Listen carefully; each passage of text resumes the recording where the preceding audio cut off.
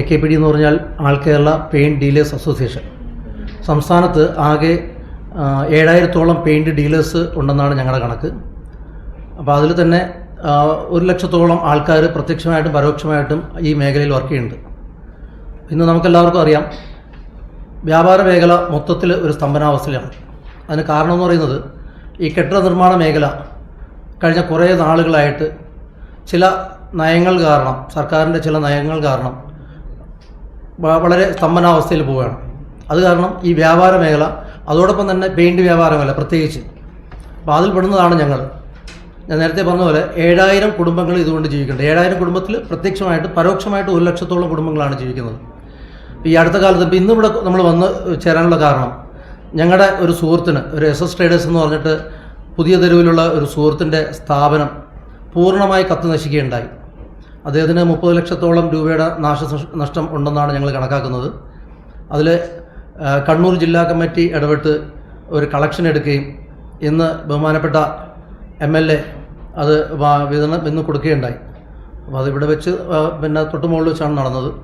അപ്പോൾ അതിനുവേണ്ടിയാണ് ഇന്ന് ഈ ചടങ്ങ് ഇവിടെ നമ്മൾ സംഘടിപ്പിച്ചത്.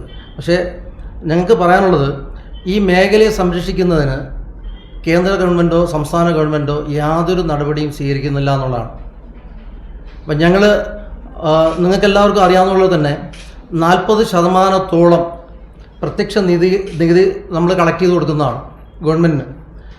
ചില കടകൾ പിന്നെ ഈ ഫ്ലഡ് സെസ് വന്ന സമയത്ത് 7 ലക്ഷം മുതൽ 10 ലക്ഷം വരെ സെസ് കളക്ട് ചെയ്ത് കൊടുത്ത പെയിൻറ്റ് ഷോപ്പുകളുണ്ട്. പക്ഷേ തിരിച്ച് ഗവൺമെൻറ് തലത്തിൽ നിന്ന് നമുക്കൊരു പരിരക്ഷയും കിട്ടുന്നില്ല. ഇന്ന് നമുക്ക് പ്രത്യേകിച്ച് പറയാനുള്ളത്, ഇത്തരത്തിൽ ഞങ്ങളുടെ സ്ഥാപനങ്ങളിൽ തീപിടുത്തങ്ങൾ നടക്കുന്നുണ്ട്.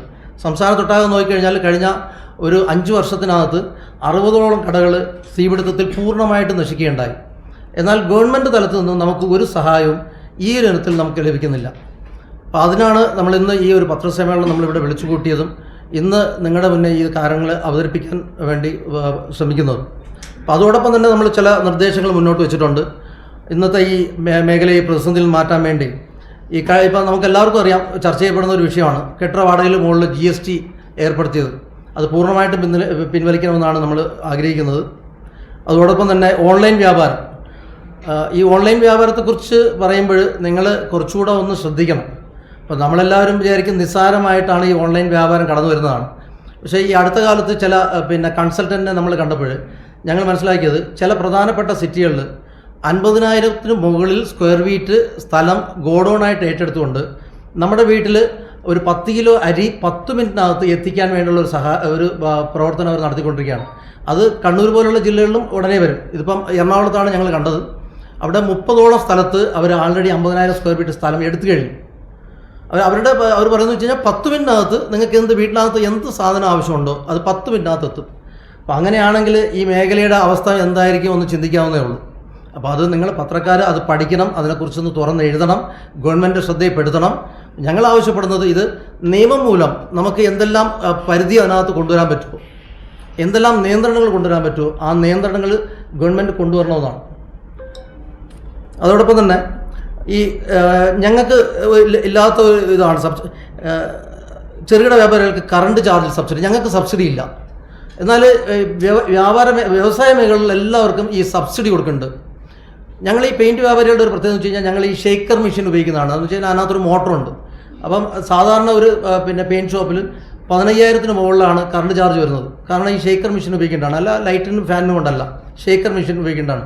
അപ്പം ഞങ്ങളെയും ആ വ്യവസായ ഇതിൽ പെടുത്തി ഞങ്ങൾക്കും ഈ സബ്സിഡി വേണമെന്ന് ഞങ്ങൾ ആവശ്യപ്പെടുകയാണ്.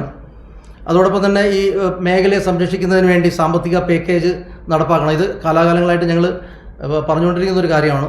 പ്രത്യേക സാമ്പത്തിക പാക്കേജ് നടപ്പാക്കുക.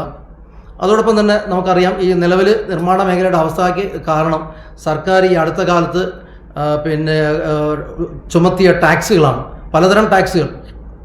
അപ്പോൾ ഈ ടാക്സുകൾ ഒഴിവാക്കുക, ഇതാണ് പ്രധാനമായും ഞങ്ങൾക്ക് മുന്നോട്ട് വയ്ക്കാനുള്ളത്.